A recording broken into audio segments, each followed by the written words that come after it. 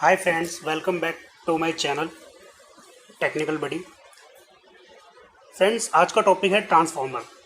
आज हम बात करेंगे ट्रांसफार्मर कैसे काम करता है, इसके क्या क्या पार्ट्स हैं।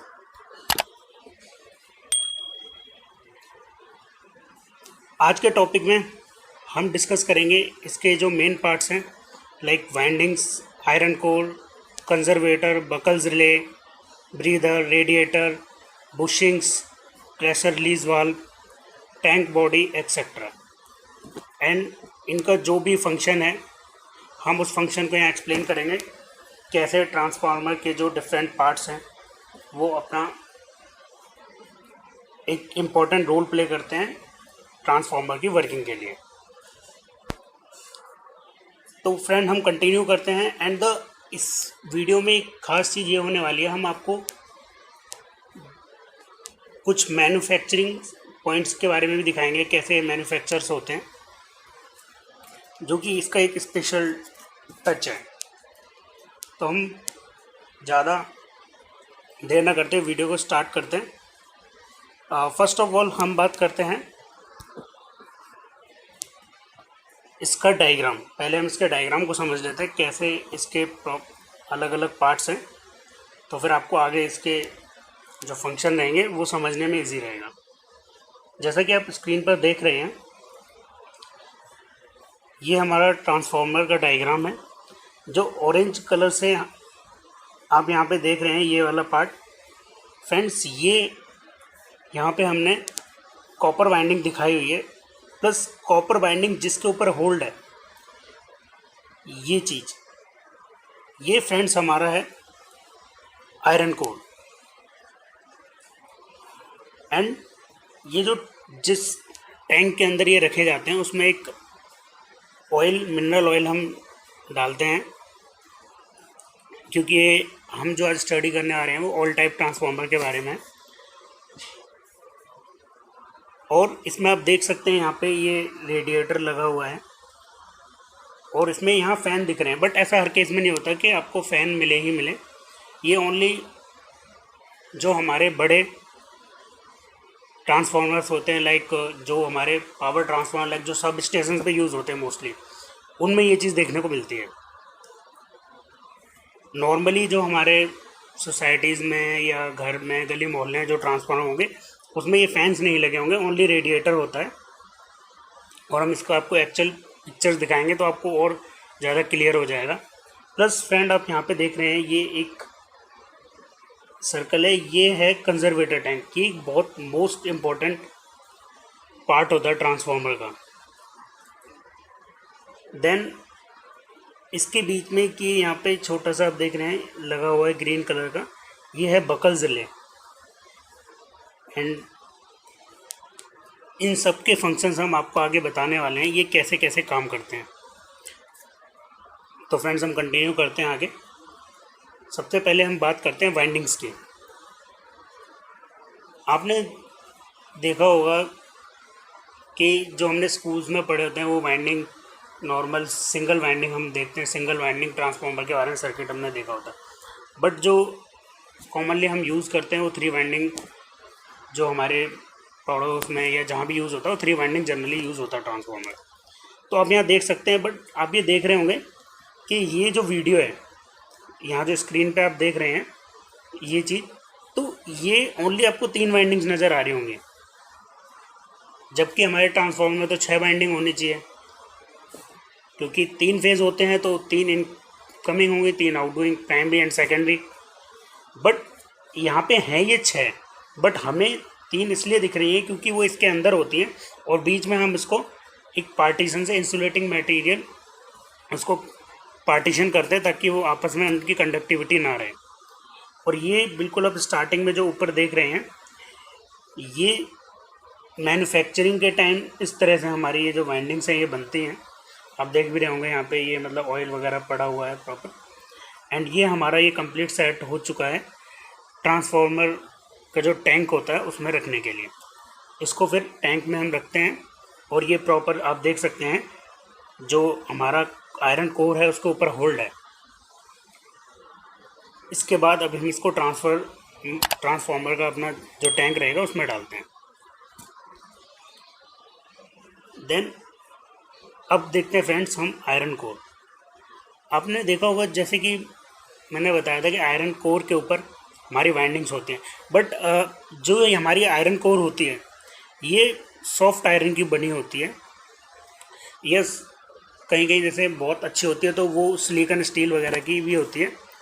और इसमें क्या होता है कि कभी भी एक मोटी जो होती है कोर नहीं होती, ये बहुत पतली पतली पत्तियों से बनाई जाती है।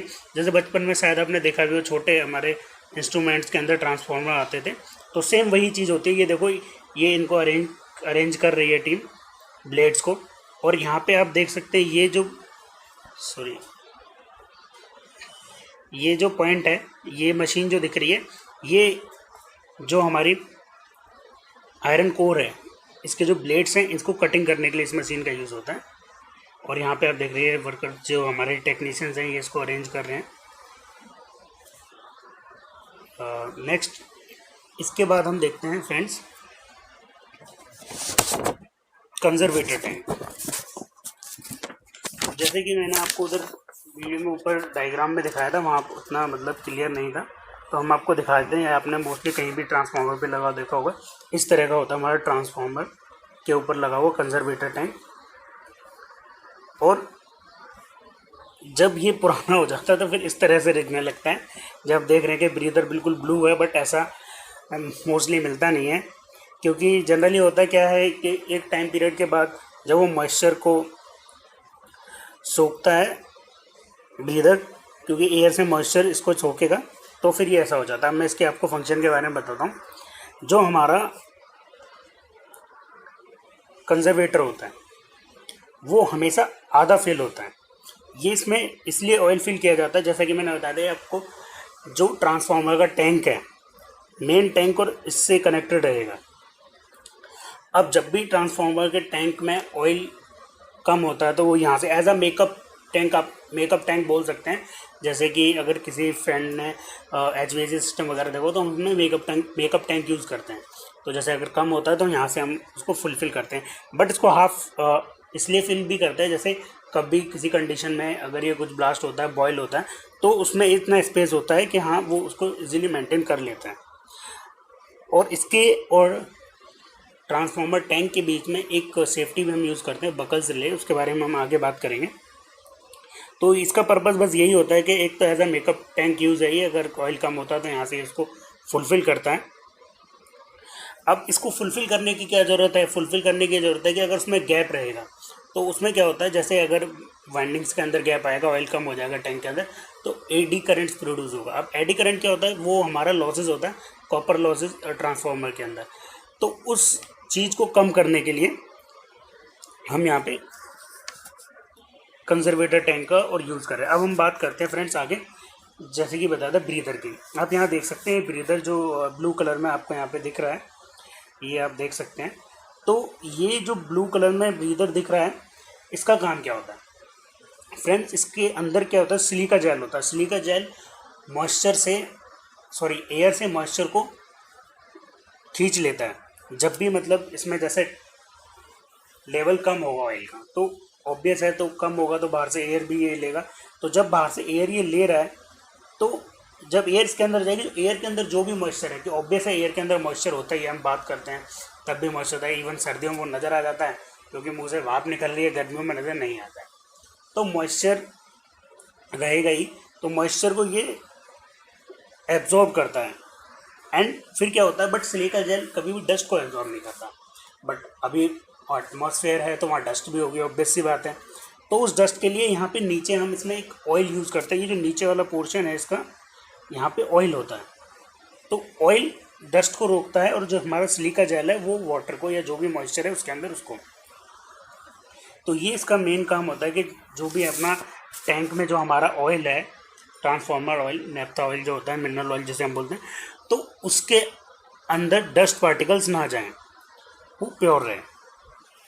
यहाँ इसके ये हम उसमें भी यूज़ करते हैं, अपना डीजल इंजन वगैरह में डीजल जनरेटर होते हैं उसके लिए इसको यूज़ किया जाता है, वहाँ भी हम ब्रीदर का यूज़ करते हैं। तो वो हम यूज़ करते हैं, डीजल लाइन जो होती है वहाँ पे लगाया जाता है, ताकि उसमें अगर गलती से थोड़ा बहुत पानी आ गया तो उसको एब्जॉर्ब कर सकें। अब फ्रेंड्स हम बात करते हैं बकल्स रिले के लिए।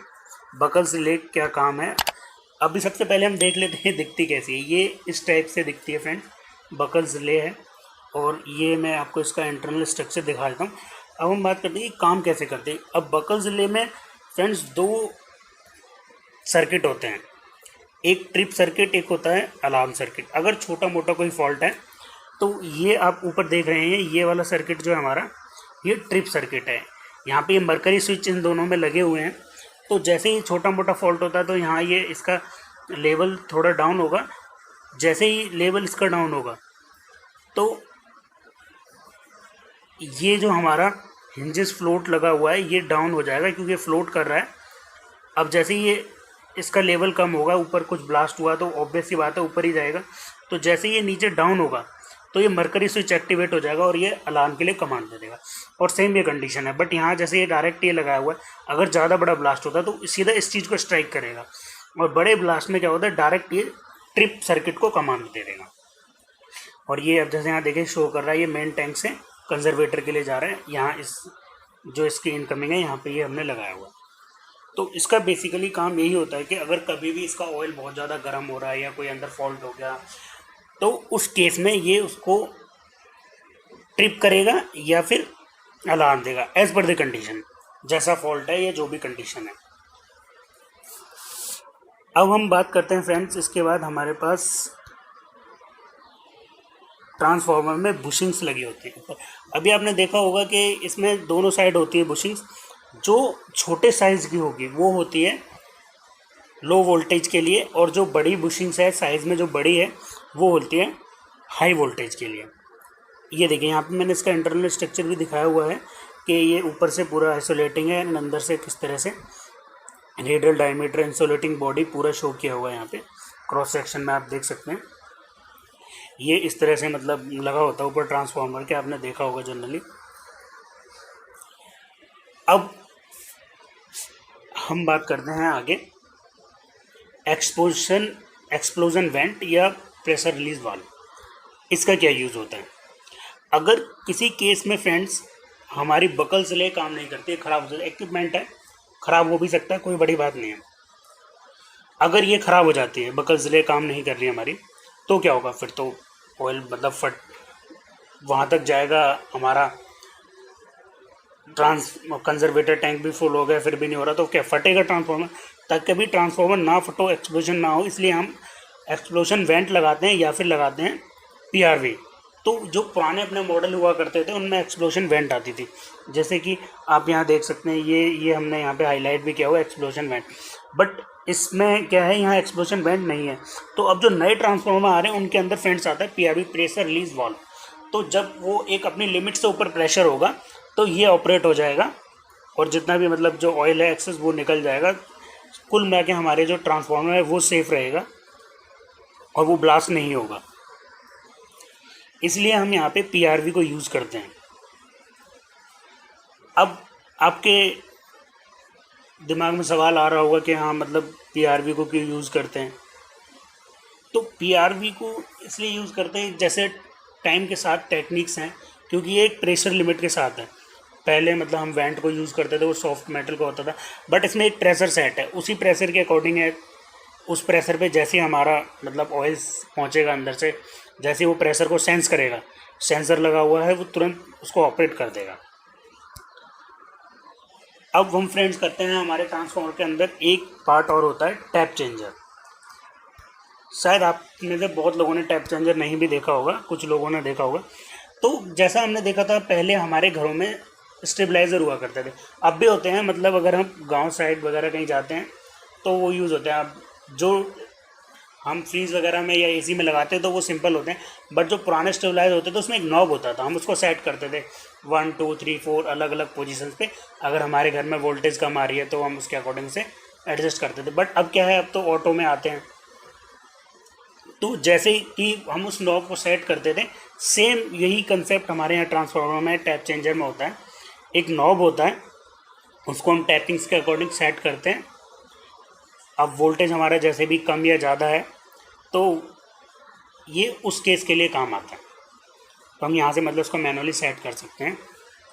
हाँ, बट कहीं कहीं क्या होता है, ये जो हमारा टैप चेंजर है जो मैं आपको फ़ोटो दिखा रहा हूँ, ये हमारा ऑफ लोड है, मतलब हमें पहले लोड डिस्कनेक्ट करना है फिर। और कुछ केसेस में क्या होता है, एडवांस टेक्निक्स है, वहाँ पे हम क्या ऑन लोड भी टैप चेंजर लगा के रखते हैं, वो पूरा ऑनलाइन ऑपरेट होता है, वो मैनुअली करने की ज़रूरत नहीं है वो। अब हम फ्रेंड्स आपको लेके चलते हैं next point, tank and radiator. तो जो मेन ट्रांसफार्मर की बॉडी है जिसके अंदर अपना कॉइल्स आयरन कोर है, वाइंडिंग्स हैं, तो ये सारी जिसके अंदर होती हैं उसको हम बोलते हैं टैंक, जो मेन बॉडी है। अब ये जो ऑयल है उसको ठंडा करने के लिए हम क्या करते हैं, इसमें हम यूज़ करते हैं रेडिएटर। अब रेडिएटर क्या होता है, रेडिएटर कुछ नहीं, ये जो आप जो फिन्स देख रहे हैं फ्रेंड, यही रेडिएटर है। इसमें क्या होता है, ऑयल जब गर्म होके ऊपर की तरफ जाएगा तो फिर यहाँ पे ये अभी देखो पाइप के थ्रू यहाँ लगा हुआ है, ये फिन्स के पतली पतली फिन्स इसके अंदर हैं, इनके थ्रू नीचे आता है। तो ये जब एयर के कांटेक्ट में आता है, सिंपल आपने कंसेप्ट देखा होगा, जैसे हम लाइक खाना भी खाते हैं तो हम क्या करते हैं, बड़े बर्तन में मतलब उसको कर लेते हैं। अगर छोटे बर्तन में करेंगे तो उसको ज़्यादा टाइम लगेगा ठंडा होना है, क्योंकि सरफेस एरिया बढ़ गया। सेम कूलिंग टावर का कंसेप्ट होता है। कूलिंग टावर में पानी कैसे ठंडा होता है, क्योंकि हम उसको ऊपर से गिराते हैं और उसका एरिया बढ़ता है, एयर्स के थ्रू गुजरती है तो वो ठंडा होता है। सेम कंसेप्ट यहाँ पे है कि जब एयर इसके बीच से गुजरती है और जब इसका एरिया हम बढ़ा रहे हैं तो ये जो ऑयल है वो ठंडा होता है। अभी कहीं कहीं आपने क्या देखा होगा, जो बड़े ट्रांसफार्मर्स होते हैं, जैसे कि मैंने आगे आपको डायग्राम में बताया था, उसके अंदर फैंस भी लगे होते हैं। बट ये सिर्फ आप वहाँ देख सकते हैं, जैसे कि अपना पावर ट्रांसफार्मर जो होते हैं सब स्टेशंस पे लगे होते हैं मोस्टली। जनरली आप इनको गली मोहल्लों में जो है वहाँ नहीं दिखेंगे। तो ये हमारा होता है रेडिएटर का काम, ताकि बहुत ज़्यादा ये गर्म ना हो ऑयल, इसको मतलब ये कूलिंग करता रहता है। एंड फ्रेंड्स, इतना ही आज का टॉपिक है। And for the coming videos, and आपका कोई भी डाउट है तो आप कभी पूछ सकते हैं। And please subscribe and share.